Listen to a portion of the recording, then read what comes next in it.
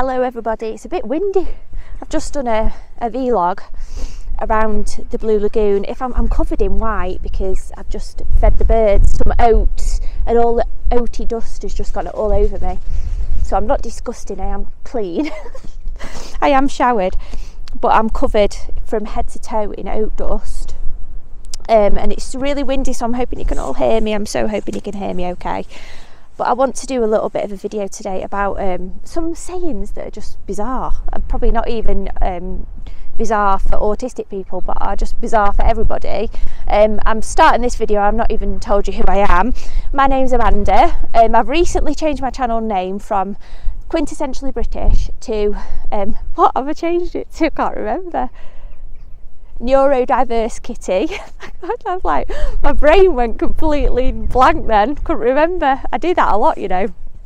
Yeah, when someone asks you a question, your brain just goes blank and you just look at them.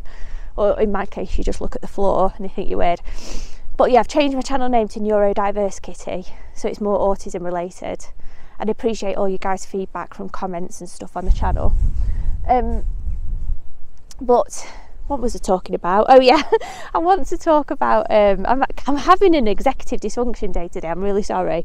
I want to talk a little bit about some weird, not very professional this video today, is it? Maybe I should do it again and re-edit it. I know, I'll leave it in because I've only got like 29% battery left on this anyway. So I want to talk a bit today about some weird things that people, some common like old-fashioned sayings, like as useful as a chocolate teapot and all that, that's just the weirdest. Some of them I understand because of what I've been brought up like in the 1990s, so like my nana and my dad and that used to say things, and my family being from a more traditional era, so I brought up with a lot of these sayings, but some of them I don't even get to this day. So we'll go through some I think they're called nuances, I might be wrong, but if you're interested in hearing about nuances, then this video is for you. So one of the bizarrest nuances or sayings that I've heard throughout my life is break a leg. When somebody's trying to wish us well, like for example, I say I'm going to do my exam tomorrow. And somebody will say, oh, break a leg. And it's like, why would anybody wish for another person to injure themselves and have to go to hospital and be in a cast for bloody however many weeks to months? It's just one of the weirdest sayings that I've ever heard. I don't know where that stemmed from, where that came from or originated from, but it's weird. Another weird one as well is, you've hit the nail on the head.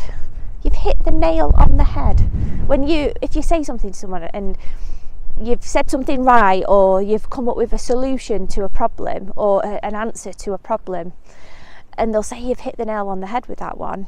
Again, where did that saying even come from? Like, so you've got a nail and you hit it on somebody's head, causing trauma and potential death.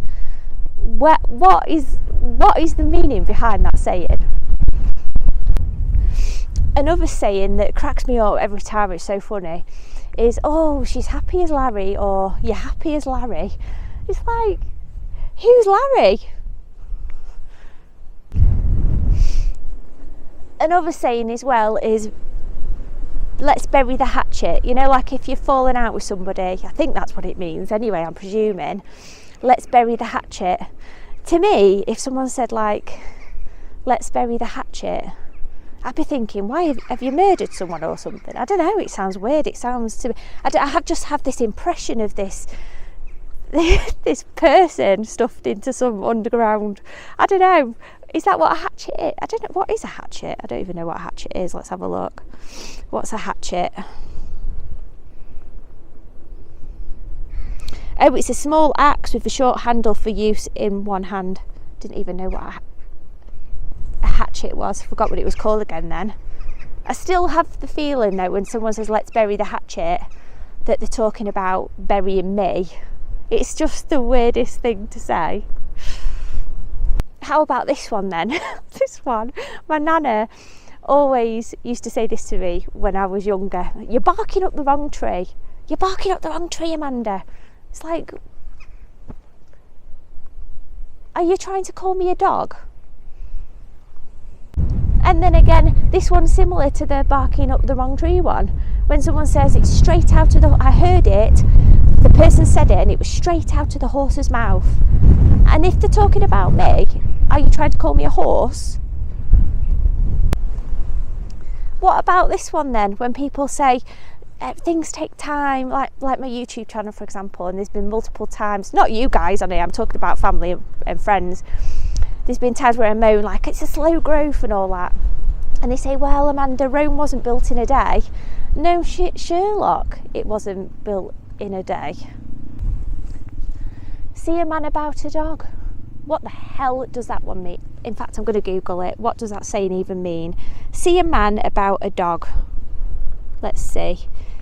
What does see a man about a dog mean? It said euphemistically, don't know what that means, when leaving to go to the toilet or keep an undisclosed appointment. So when I go for an SH1T, I'm supposed to say I'm going to see a man about a dog. Can you see how windy it is? Is my hair telling you just how incredibly windy it is today? It's like my camera's doing this, but you can't appreciate that because it's on a gimbal, so it looks incredibly still, and I'm just so paranoid it's going to fall over. Anyway, it's one of those videos. I'm sorry it's not very professional, this video. How about this one then? Beggars can't be choosers. In other words, you have what you're given and you just be grateful for what you've got. Beggars can't be choosers. Of course they can be choosers. We've all got freedom of choice. What is that? What is that saying? Beggars can't be choosers. You're just trying to make me feel better for being in a SH1T situation. And then can somebody in the comments tell me what this one means? Don't count your chickens. What, in the name of Jesus Christ himself, in the nicest possible way, because I love Jesus, what does that mean? If Jesus was here now, I would sit him down with a cup of Yorkshire tea and a shortbread biscuit, and I would say, dear Lord, what does that saying mean? Please do tell me. Beggars can't have just got it wrong. Don't count your chickens. I've got executive dysfunction, don't judge me today. Don't count your blooming chickens. Please comment below. What the hell does that mean? In fact, let's see. Let's Google it again. I'm Googling a lot. I just genuinely don't know.